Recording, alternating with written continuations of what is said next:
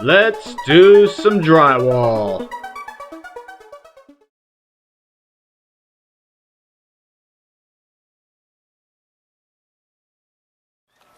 Hello everybody, Drywall Repairman here. We're doing a patch on a patio ceiling.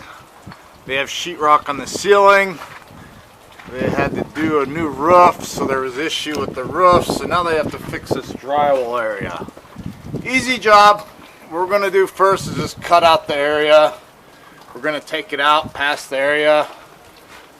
There's a stud there, so we might take it back about 6 inches or so past that stud. If we take it out to the next stud, it's going to be all the way over here. So that's a larger area, so we don't want to take it out that far. Just going to take it out there. I'm going to use my T-square or level and just pencil off the area. Pencil it off, and then we're just going to use our saw or razor blade and just cut out that area nice and square. Once I get it cut out nice and square, I'm going to pull out any nails, screws, and the existing framing. I may have to add a piece of backing here. A couple pieces of backing. Anything works for backing. 2x4s, 1x2s, wood sheeting, whatever you have to do. If you don't have to add backing, then you're going to have to cut it to the next stud. Like I said, the next stud's another 24 inches, so then it turns it into a 5-foot area. So we're just trying to keep it to around a 3-foot by 4-foot area at the most. By the time we mud it and texture, it's going to be twice as big. Then texture here is just a really rough texture. It looks like this area has been repaired before over here, but they're not paying us to redo someone else's mud work. We're just coming here to patch up this area. So let's go ahead and get started. First thing you want to do is always put down a tarp, plastic, whatever it takes. Get a ladder and get your basic hanging tools. Basic hanging tools, of course, tape measure, a T-square, level, pencil, razor blade or saw to get this cut out and demoed out. That's step one. And then once you get it all cut out, you can throw away all your demo, because you don't want to be stepping all over it. So it's easier just to bag it up or just throw it right in the dumpster.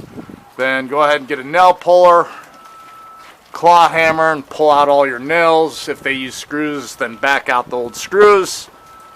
And then also you want to add screws on the outside edges in the old sheetrock. Add a couple screws to tighten up the outside edge. Always tighten up your outside edges on patches. Even a small patch that big or a patch this big, you're going to have to add screws on your outside edges. If you got any outside studs here, it looks like it's hard to tell in the camera. There's a couple nail pops, so we're going to go ahead and scrape those nail pop areas and put some screws in there to tighten up that old sheetrock to the next stud, because their nails are popped. So let's go ahead and get to work. It's a nice stormy day, nice day. End of March, got a little bit of rain here, so it's a nice morning, kind of chilly. Let's say it's in the high 50s, or really 60 degrees. We got the fascia board here, the water runs off, so if you do have sheetrock on patios, they do a lot of patios out here with sheetrock. Another alternative would be actually stucco, like a stucco finish on top. Some guys do like shiplapping or tongue and groove wood paneling, something else. So if you do have sheetrock on your patios, it's going to get weathered.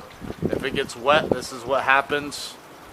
Your fascia board too, that also helps protect it.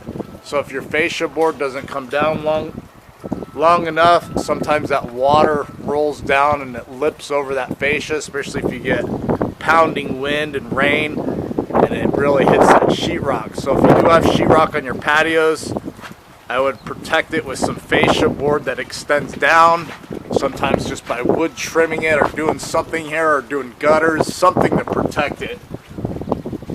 You can see on the fascia here, they only got like a 1 inch, less than 2 inch lip there, so it's okay, but if you want better protection, you want to come down with your fascia pretty far to protect it. Kind of like how this side is. This side comes down 6-8 inches on this beam, so that would give you more protection. So, you know, very long patio like this, you're always going to get stress cracks, peeling areas. Once you see these areas peeling, stress cracks, any little things like that, then you want to get them addressed, because patios do get weathered. I see a lot of peeling here. I've seen past repairs that some other drywaller did. It's already starting to peel, so they need to repair here and they never primered it. So once you always do your drywall repairs, that's why you like to put a primer on it, so you don't get this bubbling effect. Sometimes the paint doesn't like to bond to dust, so always get your patios, keep them fresh paint on it. I'd say every 5 to 10 years, fresh paint on these patios. If you have sheetrock on patios, use a high quality exterior paint and they should last a long time. And same thing over here. I can look at the neighbor's house. They have a patio ceiling over here. Same thing on theirs. I can see some repairs that were done, but they got theirs are backed away from their fascia board, so it's protected more.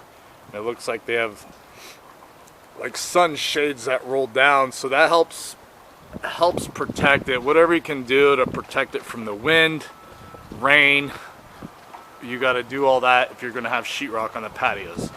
Alright, enough talking here, enough flapping my jaw. I gotta get to work. We're gonna get this all sheetrock today. Sheetrock tape coated. We're gonna match the texture that they have here. Like I said, they did a repair here, so the texture is kind of goofy. All these repairs over the years, they just did it themselves, it looks like. So we're just gonna match what's there. If they want us to fix all this, you literally have to skim out all the bad stuff and redo it new. So let's get to work, get my hanging tools on. Like I said, everything you need here is keyhole saw, jab saws work good, or a good old-fashioned sheetrock razor blade, a pencil, good old-fashioned tape measure, T-square works good, perfect for this. If you don't have a T-square, you can use a level, but basically we're going to just pencil off the line. I'm going to measure it though from here, from this end to this end, to kind of know. Like right there is at 3 foot. So I'm going to take it at the 3 foot mark. So you just want to pencil it off, 3 foot mark. We're going to cut out there. If we need to cut out more from there, we'll cut out more. 3 foot, 3 foot. Take out this side, 3 foot, 3 foot. So you got your marks there on both sides. Then you'll know where to put your T-square. Line it up. This sits nice and flush, the T part of the square. And then we're just going to cut it out. Cut it out. I'm not going to go too far with it. If you need to, you can always cut out more, but let's just start with the basic area. Cut out. And if we have to take it out a couple more inches, a few more inches, no problem. Pencil it off. You always pencil it off. It's easier to cut out a nice square area. Just do it right. Cut out right the first time. Keyhole saws work good, but they do kick up dust.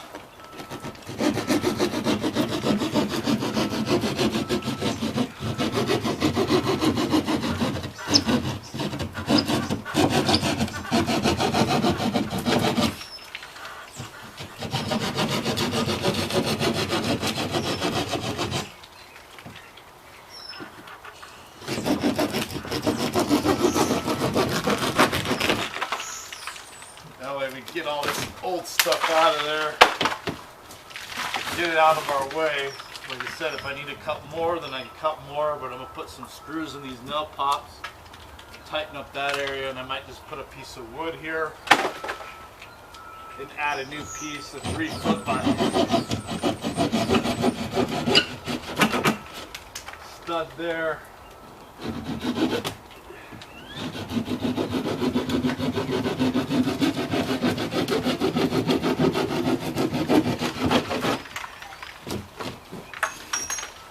Pretty easy this way.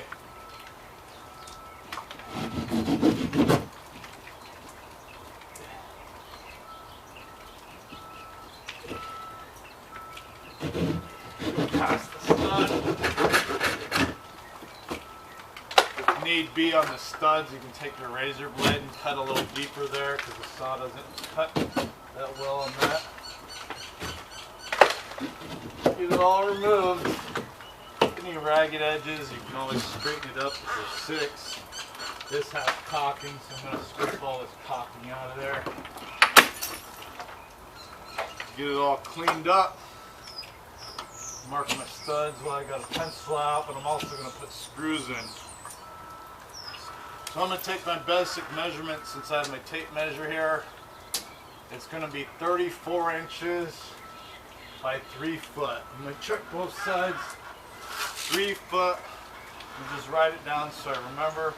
3 foot by 34 inches.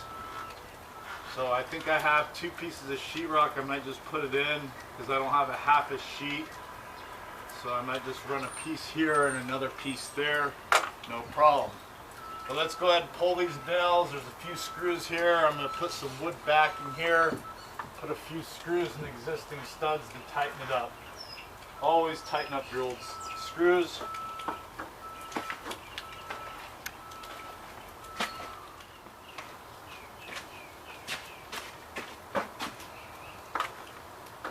Yeah, you know, pull out all your nails. Always got nails in old sheetrock. They used nails back in the day.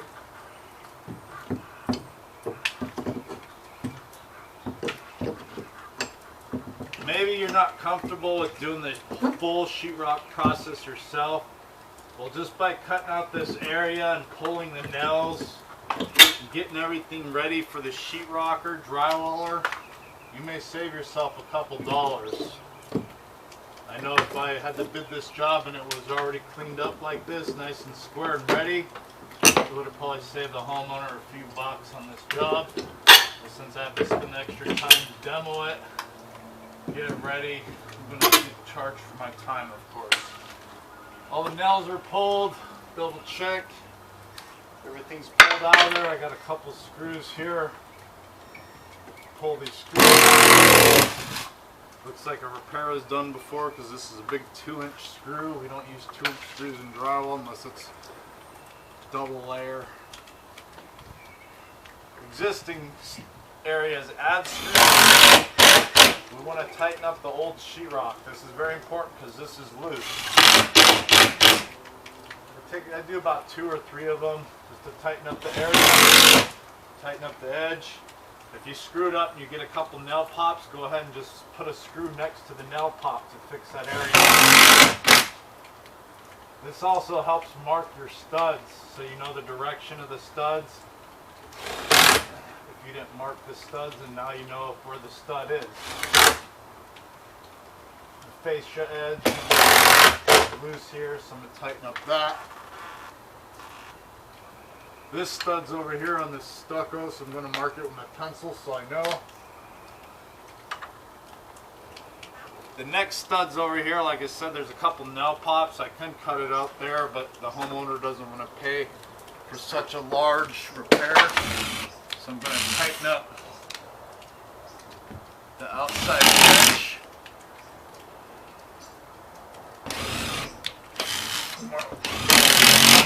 And this is just loose from it sagging down over here, just pulling down weight on this one. So I like to put a screw next to each nail pop and then maybe put a couple extra and then really secure the outside stud. You don't have to do this all the time, only if you see nail pops or the sheetrock's loose. Yeah, so the nail's backed out quite a bit, so I'm going to have to hammer those nails back in or pull those nails. Wood backing, like I said, right here you can use 2x4. This is a 2x6. 2x4 wood sheeting. Luckily here I have a nice big piece of wood sheeting, so I'm going to try to get this in there. Hopefully it gets in there. If not, I'm going to have to cut it back.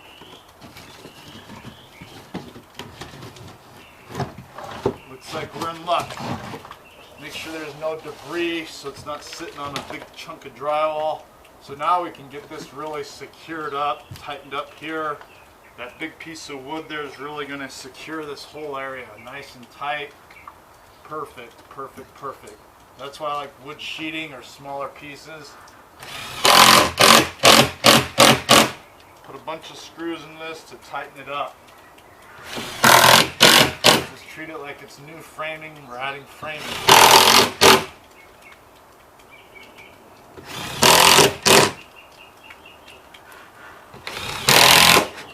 This gives the new sheetrock something to screw to, so that the new and old piece of sheetrock is secure. You're gonna need both sides secure so it doesn't crack.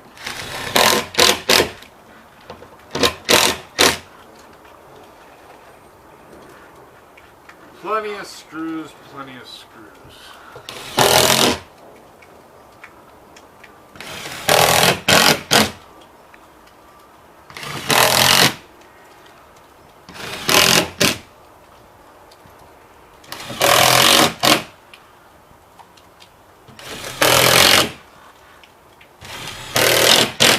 Alright, remember I took my measurements, 3 foot by 34. This part also, you can add backing in between if you have it. It won't hurt. We got these studs, but I'm going to go ahead and add a piece here, so it's going to make a real strong, secure patch. Some guys like to do these. They call it blocking, I guess, when you do studs in between the studs, blocking it. I'm going to go ahead and put a piece here, so when I screw in my new sheetrock, I got screws in this one, and this one, and this one. It's going to be the strongest part of the ceiling, at least for the sheetrock part. Plenty of screws. Backing's in, everything's secured, all my nails are pulled, screws are pulled, there's some caulking on here. I'm going to dig that out with the razor blade. Now I'm ready to cut a new piece of sheetrock and get that hung.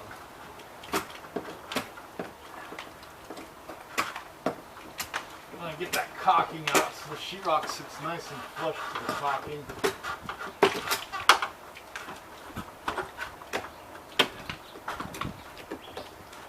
Painters are caulking crazy. If it's really on there, you're going to have to chisel it off, knife it off, whatever it takes. It's on there.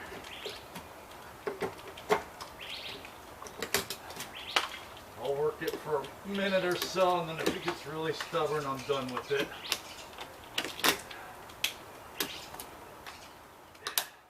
Alright, this job called for 2 foot by 4 foot piece, so that's what I brought, 2 of those, so I'm going to just piece it in. That's fine. This is a 3 foot by 2 foot piece.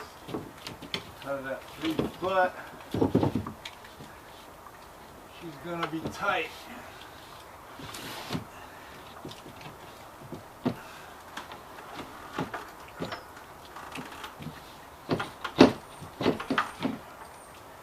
Take your pencil or your razor, just mark it here.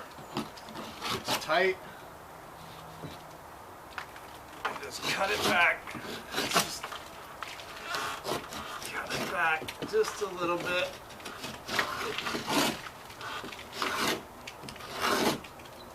You can also cut the sheetrock back here. Just the edge, no big deal.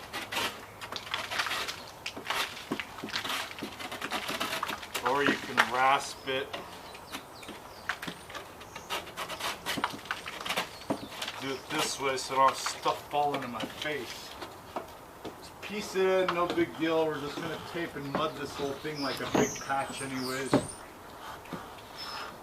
I had to cut out a little extra than estimated on, but no we had to cut out more because damage extended past the area quoted. Everything's nice and tight, kicking it nice and tight to the stucco, to the edge. Go ahead and hold it up. Use your hand, never use your head to hold it up. If you use your head, you're going to compress your vertebrae. Start screws, always put start screws in your existing studs. They're the strongest areas. Put a couple in to hold it up.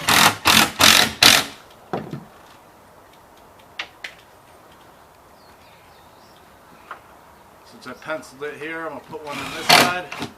That way that side's held up. 2 screws will hold it, but I'm going to put a couple more just in case. This pencil line here I made, I That's why we do the pencil lines. Easy to catch it. Now once your hands are free, go to town with the screws. Add plenty of screws and make it nice tight, especially around the joint areas. You don't want loose joints. See that nice piece of wood we put in there makes it nice and flush. You don't want a big old gap on this side. Now you have to mud it all out, but when the sheetrock's flush with each other, now you got a nice seam area to mud. Easy, easy. Plenty of screws, nice and tight, no loose area. That's nice and tight. I did a screw every 4 inches or so. I'm going to do another one in the corner. The most important part are your corners.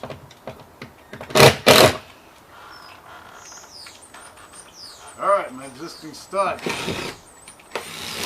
Also helps to fit the stud. Bring it in. There you go.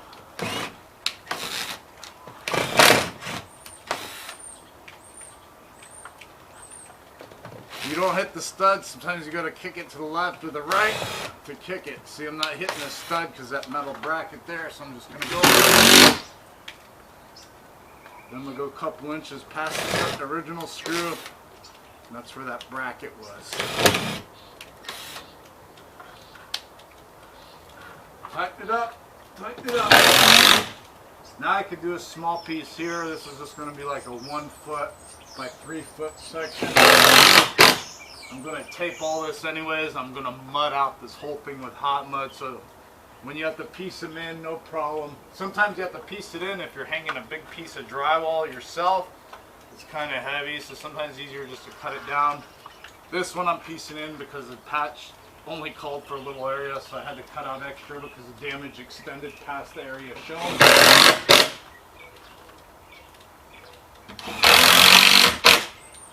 Outside fascia wood, got rid of that caulking, so now it sits nice and flush against the fascia wood. That's what you want. If there's a gap there, then we'll just tape the gap up to the wood, caulk it in, no big deal. Better than new.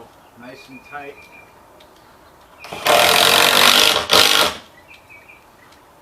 Double check everything.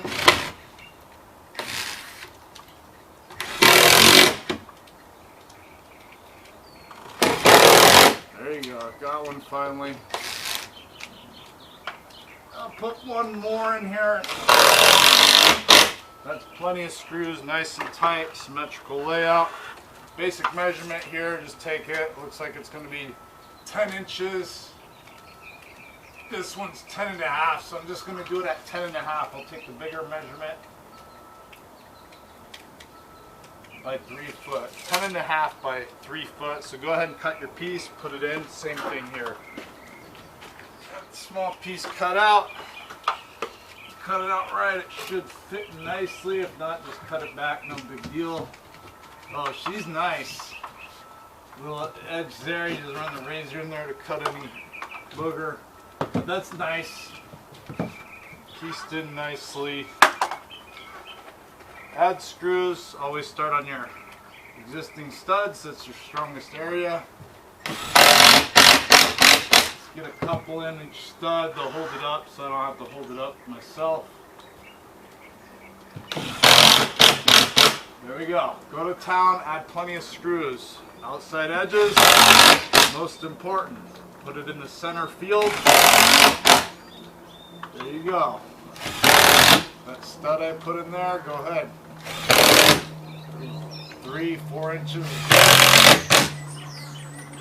That piece of wood here, I didn't need it, but it's going to make a nice tight seam here. Nothing's loose.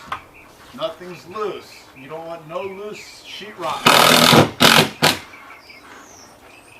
Nice and tight, tightened up.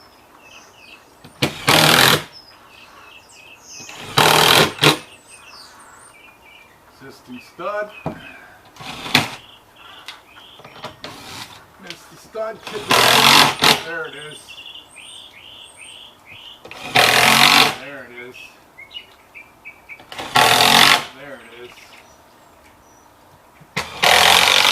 It's the fascia stud.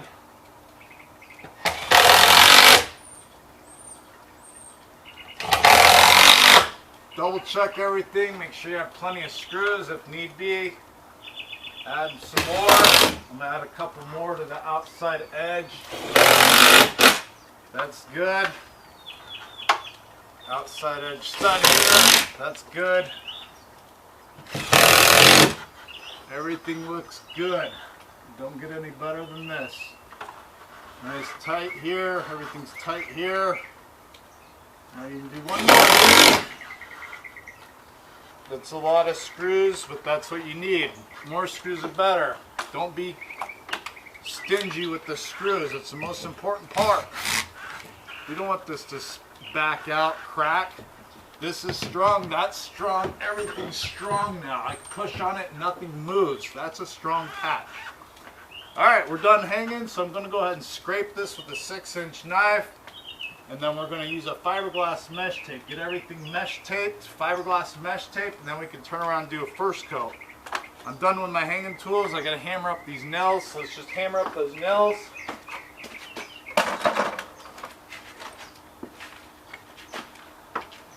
You can hammer them out or even back them out.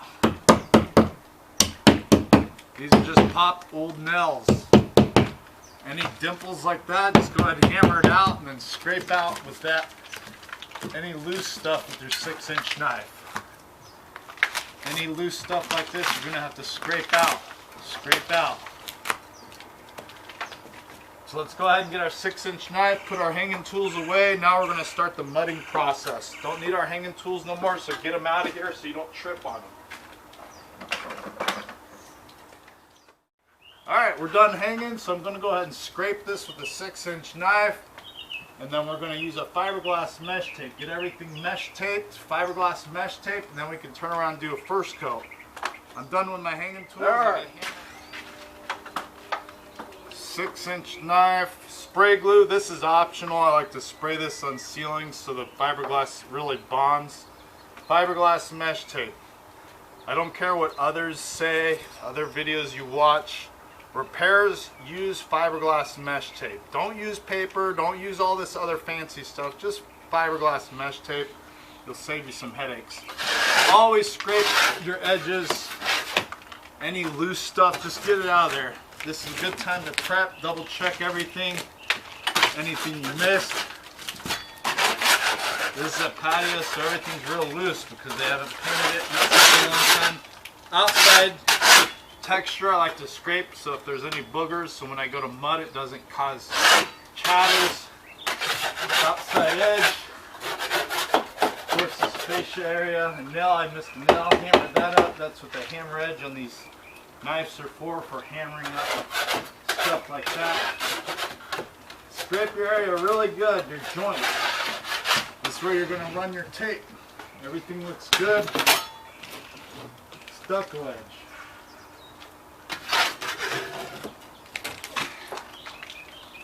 This is going past here. So a little more effort here.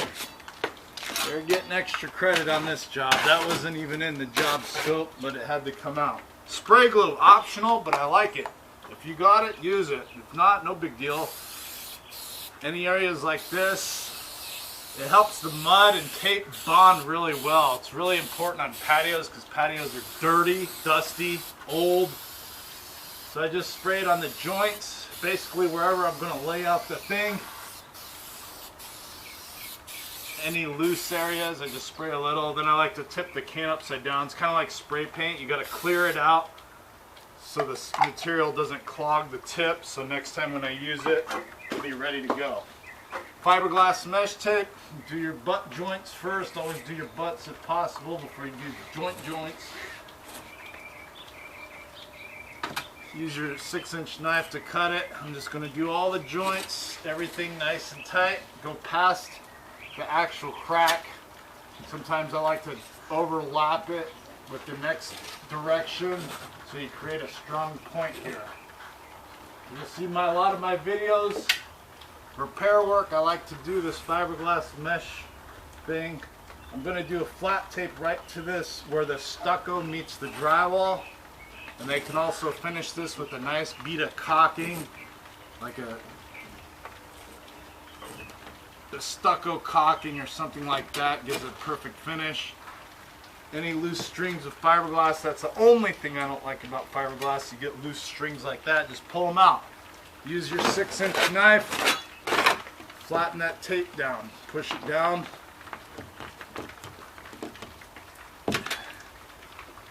If you overlap it like I did here, you can just pull the tape back up and reposition it. Push it down.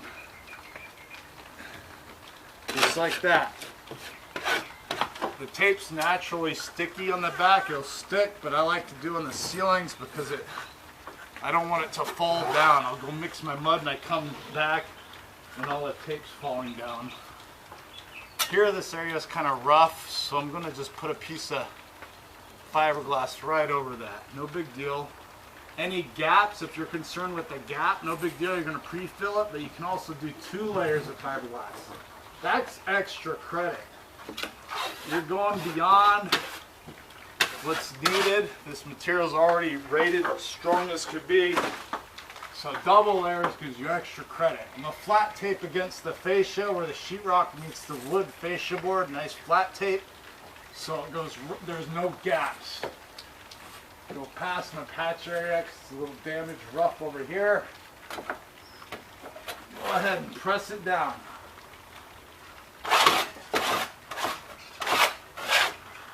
See how it's not sticking, it wants to fall down, but it's okay. That's why I like to use that spray glue, because they're really bonded. Press down your tape, press it down with your 6, make sure it's laying flat. You don't want it creases in it, high spots, low spots. Everything's fiberglass. We're done taping now. That's why we use fiberglass. It's easy, it's strong. Once you get the material on it, we're going to press it inside the gaps here with our next move with mud. We're going to fill in, strike in all the joints. Once you strike it in, that mud gets inside that gap, inside all the groove, mesh groove. You want to get that mud in there. That's one thing guys don't do. If you get that mud inside that groove and gap, it's really in there. It's in between the 2 pieces of drywall, and then we can coat this out heavy. I'm just going to float this whole area out. Big patch. 3 foot by 3 foot patch. I'm just going to blow it out.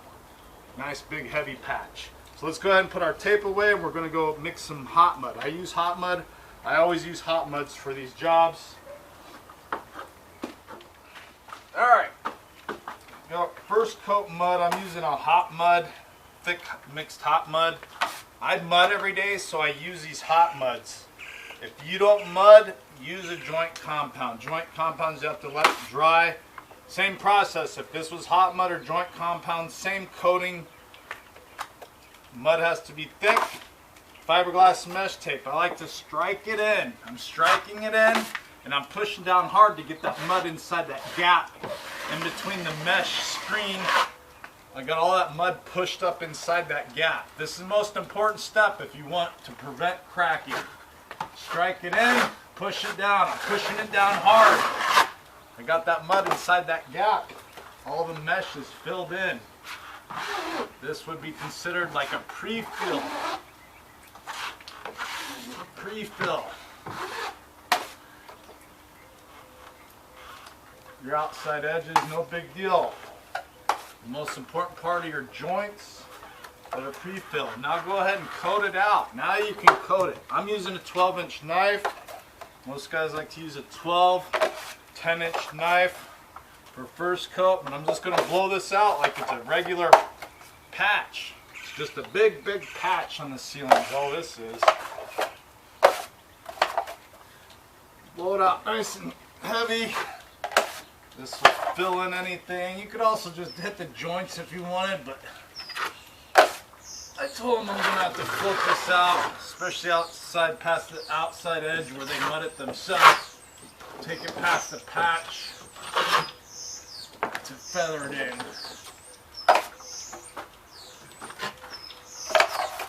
This area here, fill that in, fill that in.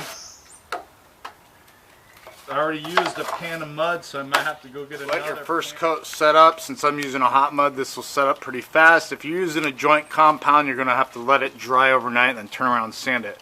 Let it set up, then we're going to slick it out real good, and then we're going to follow through with a tight second coat.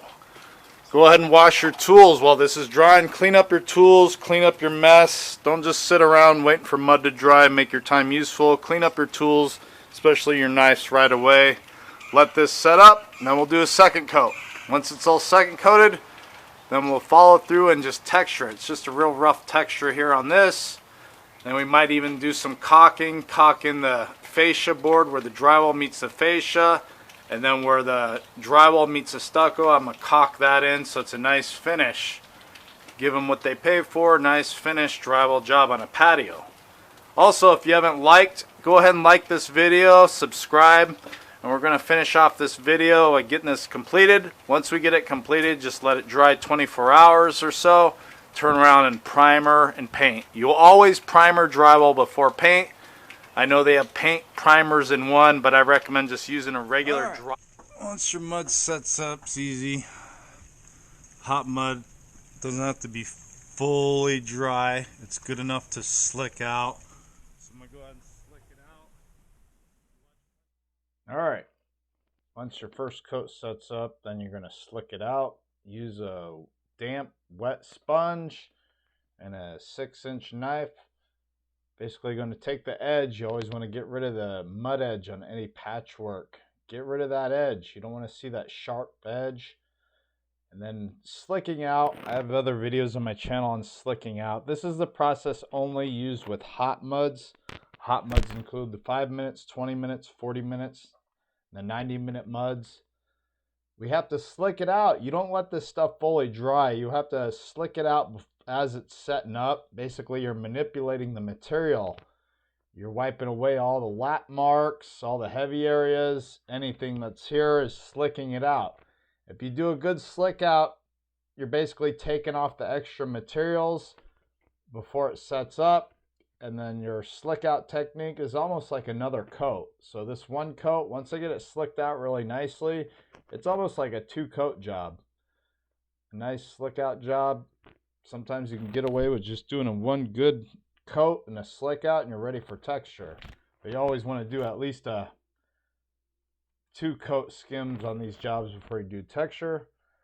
This technique's only used with hot muds. If you're using a joint compounds I recommend you use if you don't mud a lot. I mud every day, so I work with this more professional grade hot muds that set up quickly, and that way I can finish my jobs in one trip. If you're not in a hurry and you haven't mudded a lot, just stick to a joint compounds. Joint compounds, you put them on, they have to dry overnight. After they dry, then you sand them like with 80 grit or 150 grit sandpaper. Then you turn around and do a second coat over it.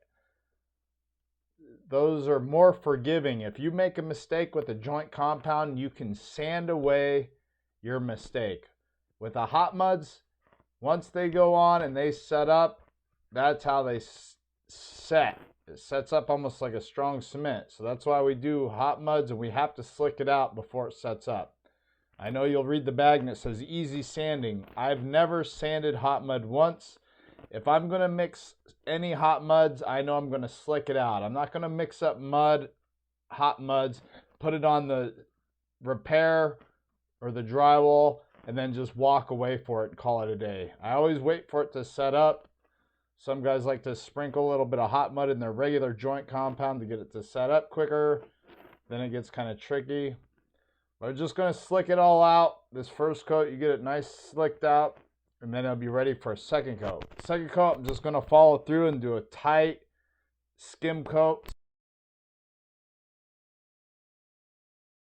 All right, with the second coat, it's a little thinner than the first coat, mixed up really well. I'm going to use a 12-inch knife. Basically going to start on the other end. Since I didn't get a lot of mud on the very end of it, I'm going to start at the last of it and fill it in. Basically, I'm just going to fill in this whole area. I'm going to use up all the mud in my pan. I always put all the mud on my pan on these bigger patch jobs. Use it up. I want to see if I can do this whole patch with one pan of mud. I'm probably going to get halfway through and then I'm going to start running out of mud. That's okay. I'm going to trowel off the extra mud, feather it off, and it'll give me enough mud to hopefully finish this patch. When you work with hot muds, you only mix what you can use. You don't want to waste materials if possible, because it does get expensive and it's just wasted materials, wasting time. So you just mix up what you can. That's why I mix it up pan by pan when I use 5 minutes. If you're doing a larger project, sure, mix up a big bucket of 20 minute, 40 minute, 90 minute. But I don't like to pull out the drill, pull out all the mixers, have to wash out buckets, all that. So that's why I just mix a pan at a time. Of course, if you're working with other people and got 2 or 3 guys on a job, then you're going to have to mix more materials so you can all use some. On the outside edge, I'm just using my 6-inch knife since it's chattery, real against the stucco and the fascia board. I'm just going to use my 6-inch knife. It's 6-inch knife, a smaller knife. Sometimes you can get that better detail work. I'm just floating it out. Also, you can go the opposite direction with your second coat. You can go the opposite direction of your first coat. It doesn't hurt. A lot of guys like practice this technique, going the opposite direction per coat. You're just filling it in. This was a big heavy patch. Remember, I pieced it in. Now we're blowing it out real heavy. Big ugly patch here. We're basically tying into this old patch into a new patch. So on the left hand side is old repair work someone did. The texture is not the best, so I'm going to end up probably texturing the whole area just so it looks nice. Extra mud I feathered off got me to finish this last part of it. I'm going to trowel it down, get the edges, and whatever leftover mud is, I'm going to get a second coat on all my first coat mud. If there's a little bit of mud left over, then you can take the patch out just a little further. It just helps fade it out, blend it out. Nice transition. You notice I'm not just piling on a bunch of mud on, hoping for the best. Just put the mud on and then sand it down. That's not how you do drywall. Drywall, we're putting the materials where it's needed, floating it out. If you put on a nice thick first coat, then your second coat is just a fill-in. You don't just keep piling on mud, creating a big old patch hump on the ceiling. That's not the job here. That's what everybody thinks. You're just smearing mud. No, we're not smearing mud. We're filling in the stuff that needs to be filled in. Extra pressure on the knife to take off the materials, feathering it out. I'm taking it out to the outside edge, past that outside edge, so the patch blends in. My patch is now going into a old repair, so I'm trying to feather it out into the old repair. So that's why a 3x3 patch now is turning into a 5x5 foot patch, and it keeps getting bigger and bigger per coat, per mud session. I'm just going to fill in all this area and just use up all my mud. This patio needs some help, so I'm just going to use up all my material. That way I don't have to scrape the pan out and clean out the pan. I'm basically using up everything I mixed up. Nothing goes to waste. Everything gets used and used correctly on the ceiling. I'm doing the edge around this fascia, doing a nice fascia, mud to the fascia, and make a nice clean job. Once you get it second coated with hot muds, you're going to have to let your hot mud set up. If you did use joint compounds, would I recommend you do use joint compounds? Use those, because those, if you make a mistake, you can sand it away. If you're using a joint compound, you'll have to let your second coat dry overnight, of course. If you're using a hot mud, you just got to wait till it starts setting up. While your mud's setting up, go ahead and clean your tools. Always clean your tools when you're done using them. I got mud on my pan, mud on my knives. Scrape them and clean them up real clean. And then whatever time's left over, you can use to clean up the ground. Get all your trash thrown away, do whatever. Just make the most of your time while the mud's setting up. Mix your next mud, get your texture ready, whatever you have to do. Put tools away, clean up. Don't waste any time. Let's just get this project done thoroughly. Also, I'm going to let this second coat dry pretty good. Once I'm done slicking it out, I'm going to caulk in this angle area where the stucco meets the sheetrock and then the fascia. I'm going to caulk that all in. Of course, caulking is a painter's thing, but I have caulking on hand, and I want to do a really nice clean job here and makes it nice and perfect, and that way the client's happy and they know they got a good job here and everything looks good and professional. Get your tools cleaned up, let it dry, and then the next step after the second coat dries, if you used a joint compound, is sanding. If you use the hot mud, then you're going to have to slick it out. So let's just let this set up, give it a few minutes, and then we'll be ready for the next step.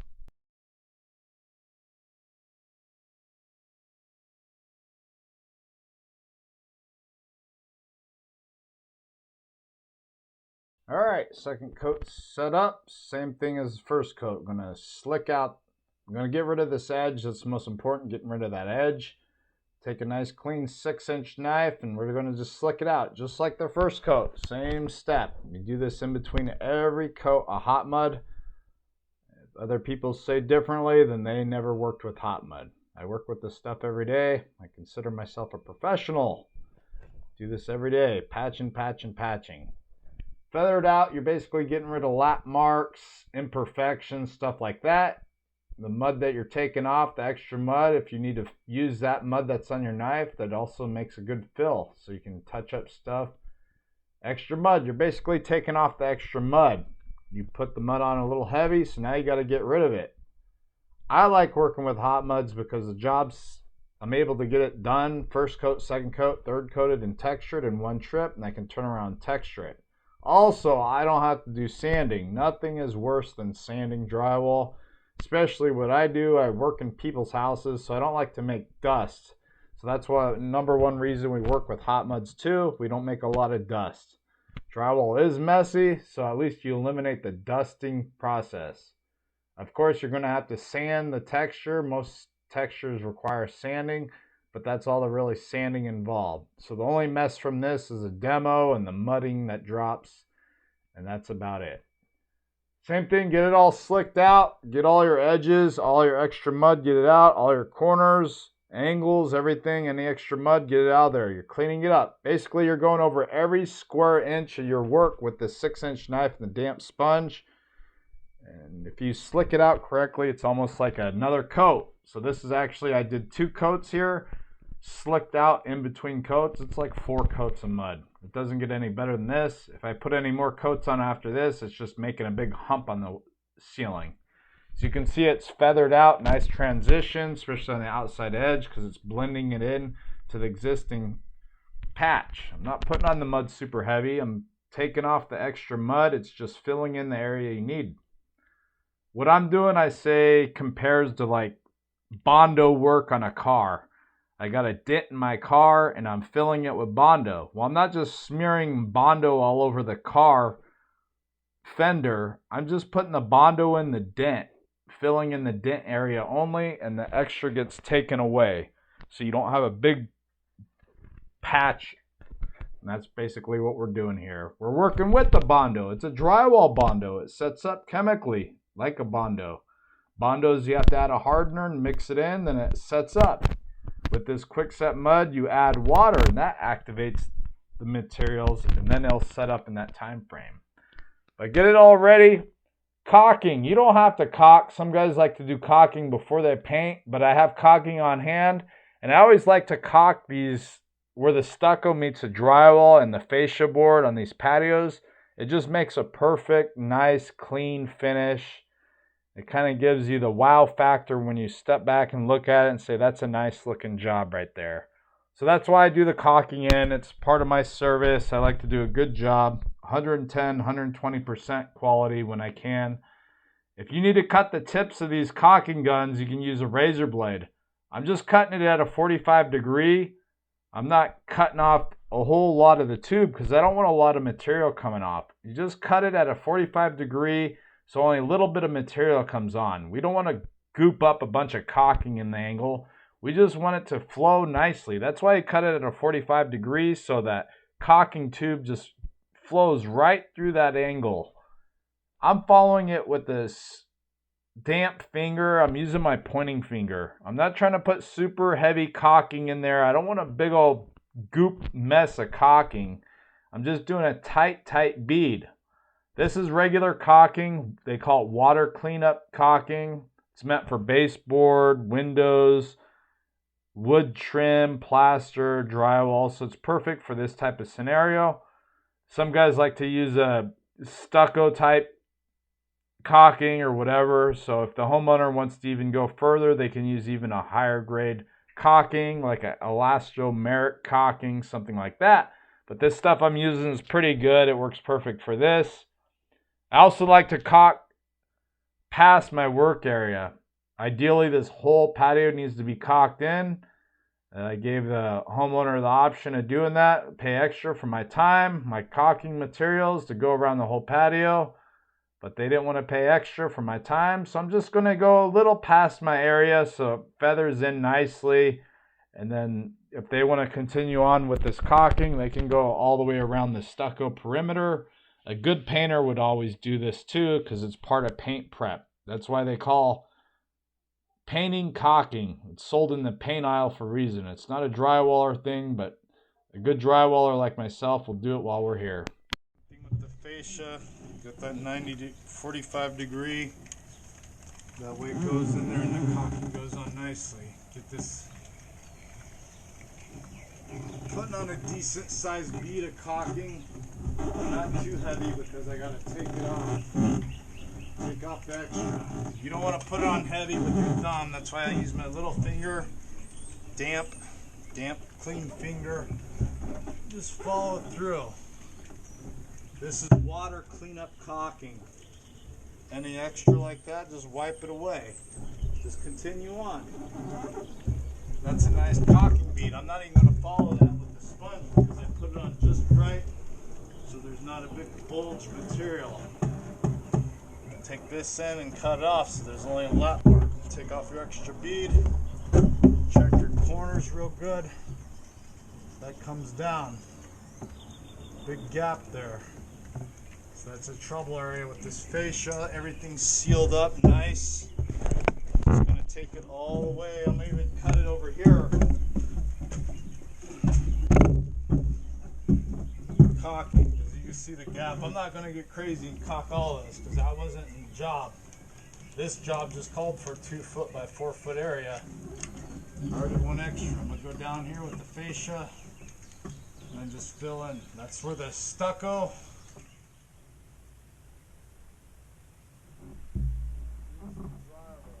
Caulked in. Any extra, you can take your sponge, but I didn't get too crazy. I'm going to take some of this outside area here to get the dust away because next I'm going to be texturing. But it's all caulked in. I like to back this out. Everything's caulked in. Large area there, all the way around, all the way there. Big old patch, nice smooth patch. I can look at it from here and say, wow, that's a nice looking patch. It's almost a shame I'm going to have to put this heavy texture on it and ruin my nice smooth patch. Alright, everything's dry. We're ready for texture. This is a skip trowel. Skip trowels, I use joint compounds. A thinned joint compound, usually the consistency is like a heavy pancake batter, nice and creamy. Easy tip for these skip trowels, just start on the outside edge, the existing skip trowel. By going over it, it'll almost create the pattern you're looking for. Skip trowels, practice makes perfect. This is not something you can learn just by watching a YouTube video or 2 or 100 videos. This is do, rinse and repeat over and over and over and over until you perfect your skip trowel. The mud has to be just right. Your technique has to be just right. You'll see videos of guys using these really big knives, like a 20-inch, 24-inch knife. Just use a 6-inch knife for any repair work. You need to learn how to master and be graceful with a 6-inch knife before you use anything bigger. Of course, you're going to always need a coating knife like a 10 or 12-inch knife. But for your handwork, textures and stuff, just stick to your 6-inch knife. If you're just doing a small job like this, all you really need is just a 6-inch knife and maybe a 10 or 12-inch knife, and call it a day. Those are my go-to knives. Those are the only 2 knives I have on hand. A 6-inch and a 12-inch knife. The 6-inch knife works great for these skip trowels. You get a nice consistent pattern. It's easy to start and follow through. Sometimes with a real big knife, the knife's kind of concaved and bent. Curvature on the knife. If you look at any big knife, you'll notice there's a curvature.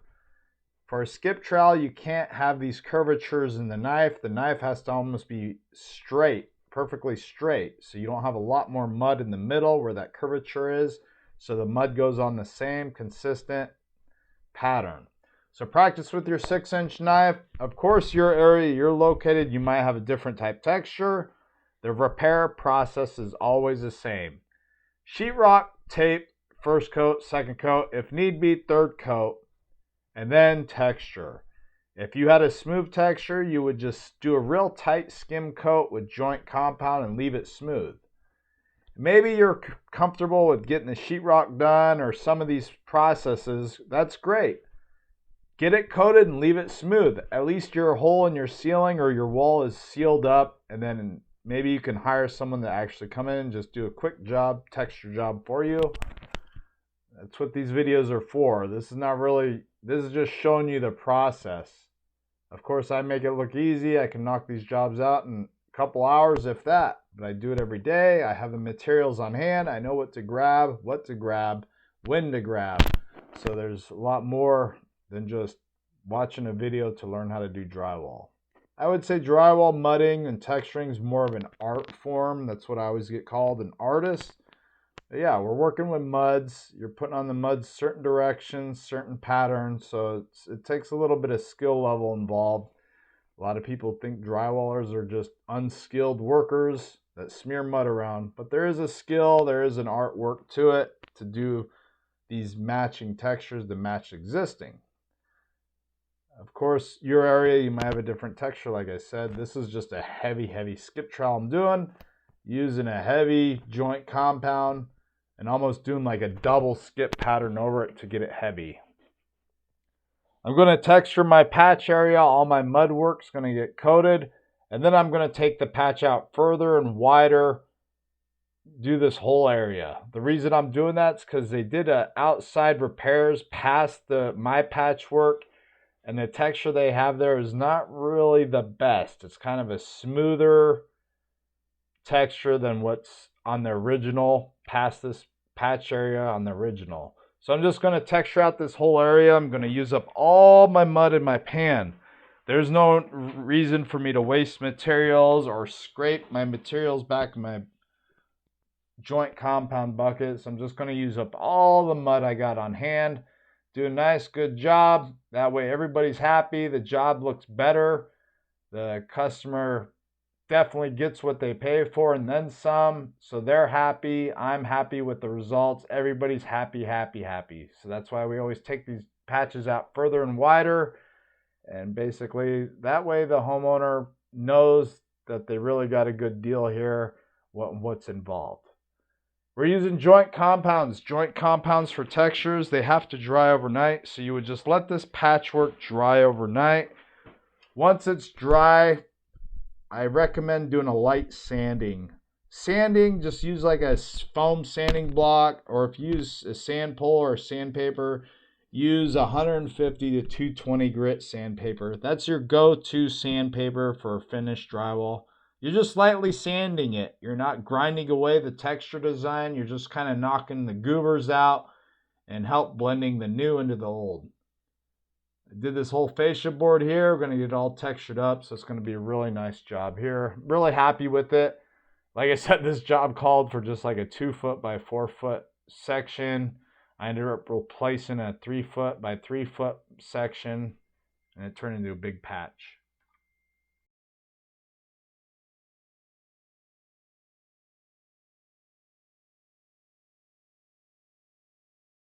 Once you get the area all textured up, most joint compounds you want to let dry overnight, 24 hours, 48 hours. Since it's a cooler, rainy day, I just told the homeowners, give it a couple days, let it set up. Primer, you always have to primer new drywall. I know they have all these paint primer in ones, all these fancy paints out there now, but just stick to good old-fashioned primer. They have a stuff called PVA drywall sealer. That works awesome for new drywall, or Kills 2 latex. Kills 2 latex, everybody's familiar with Kills. The Kills 2 latex is in a blue can. I recommend primering most, if not all, drywall repairs with the Kills 2 latex. It's a stronger material. It seals, it protects, it primers, it does everything. Also, patios. I would just literally just re-primer this whole patio and repaint this whole patio after this is done. The reason I would do that is because it gets weathered.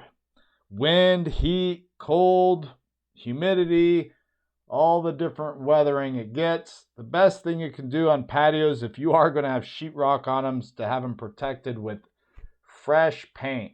Every 8 years or so, 5 to 10 years, keep an eye on it. I'm thinking after about 5 to 8 years, it's time for a fresh coat of paint on these patios. A lot of people don't have sheetrock on patios. Some people have wood, but if you do have sheetrock on your patios, you're going to have to keep it painted. Gloss paint will also help protect it. Just gives you more longevity. Hope you like this video. Please subscribe.